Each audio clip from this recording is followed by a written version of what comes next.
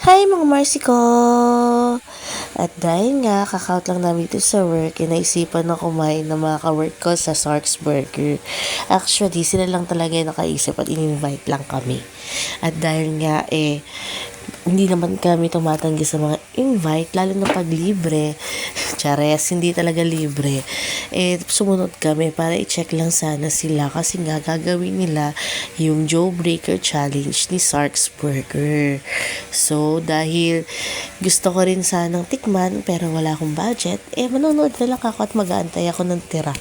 At yan nga, pumirma na sila ng kontrata dahil accept nila ang Jawbreaker Challenge ng Sex Worker. Yung iba naman sa mga kasama namin ay umorder na lang sila ng foods kasi di daw nila kayang ubusin yun. At mahal kasi, 569 pesos kasi yung isang challenge. Pero kung maubos mo naman yung burger, ayan yun yung itsura niya, di ba? Napakadami.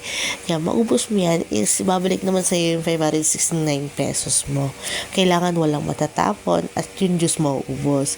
Ayan, 5 minutes nga pala yung challenge na ito at yan, nag-start na nga yung challenge nila na ubusin yung burger na yan at price. Actually, malalaki yung cut ng price. Tapos, malaki rin yung burger kahit papano. Malaki rin siya. 3 patty ata siya. Hindi ko lang kasi matandaan kung ilang patty. Tapos, yung juice niyan, kailangan maubos mo din. Yun yung challenge ni Sark's Burger na Jawbreaker Challenge. Actually, wala pa naman kasing nananalong babae. So, sabi namin, May, kaya mo yan. Kaya mo yan, May. Kaso talagang, hindi ko alam kung sobrang dami lang o busog lang siya o talagang hindi kaya sa 5 minutes kasi nga ang dami talaga ng price, malalaki yung hiwa niya. Tapos habang kumakain sila, si ate panay ng gano'n ng bell. So syempre kinakabahan or natitense sila habang kumakain. So tas mainit pa yung patty, kaya medyo natagalan talaga silang kumain yan. Pero all over naman, yung challenge ni Sark's Burger naman is napaka-happy gawin. Tsaka yung iba na gagawa, yung mga picture ng mga nanalo nila nandun sa may wall nila, yung mga Hall of Fame nila na nanalo ng challenge nila, nakalagay naman. Marami rin naman yung mga nakagawa ng challenge nila. Pero para sa akin, ang hirap talaga niyang ubusin, lalo na kung hindi ka gutom na gutom at hindi ganun kalaki yung kain mo, nasubo mo ng pagkain, pagmuya, ganun. Ang hirap niyang gawin. Tapos, talagang pinipilit nila yan. Kasi nga, syempre, 569 day. Napasuko na sila sa kanilang binayad. So, ayan, nanonood lang kami niya. Nag-aantay lang kami kung ilan yung matitira. Kasi kami yung kakain. Chares. Syempre, hindi naman ganun. Kung may matira, edi goods. Kung wala, mas goods. Kasi syempre, 569 yung halaga. So, ayan, nag-cheer lang kami dyan. Inantay namin sila matapos. 5 minutes lang talaga yung oras niyan. Kaya kailangan maubos mo siya within 5 minutes. Tapos yan, nagsalita na sila na hindi kaya iba. Kasi nga, grabe, ang dami ng price. Mas madami yung price. 400 grams yung kilo ng price eh. Tapos, yung mga price pa, yung malalaki na cut. Tapos yan, may juice naman. Tapos, yung patty, malalaki din. Tapos malaki rin yung buns niya. Kaya yan. Pero dire-diretso pa rin sila kumakain kasi nagpabaka sakaling sila na maubos nila.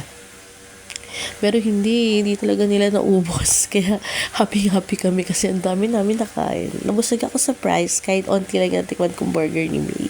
Pero okay lang. Proud ako dyan kay girl. Kasi syempre, challenge accepted yun eh. Tapos yan sila brother, siya si Jello. Yan si Jello, ginawa niyan. Pinalaman na niya sa tinapay yung burger, yung fries. Pinalaman na niya sa tinapay para lang maubos niya. 'Di ba? So, kung nakakita na yung fries mo, pinalaman sa tinapay. O, 'di ba, carbs yun? So, ayan. Si brother halos mabilaukan na maubos niya lang. Kasi nga, sayang. 569 pesos yun. Pang-inom pa yun. Pambili pa yun ng isang set na alak. 'Di ba, brother? So, ayan, ganyan lang. Ganyan lang naman yung pag-accept ng challenge nila dito sa Sarks. Yan, ganyan kadami. Ang nakalagay, ang laki ng plato, may juice kompleto. Tapos binabantayan yun ni ate. Si ate panay pindot ng bell, panay 5 minutes, 10 minutes, 5 minutes, ganyan. syempre natitense ka. Kahit naman sino natitense pag gano'n. Pero, yun talaga. Ganun talaga yun para hindi mo maubos. Pero kung 1 hour yan, ubus yan. Syempre, di ba? Kasi nga 5 minutes nga lang, wala tayong magagawa kasi yun yung ano ni Sark's Burger, yung 5 minutes challenge nila. So, ayan. Congrats pa rin sa inyo guys kahit hindi kayo nanalo at hindi kayo pinalad. Congrats at napakain nyo kami. Ang dami namin kumain ng prize.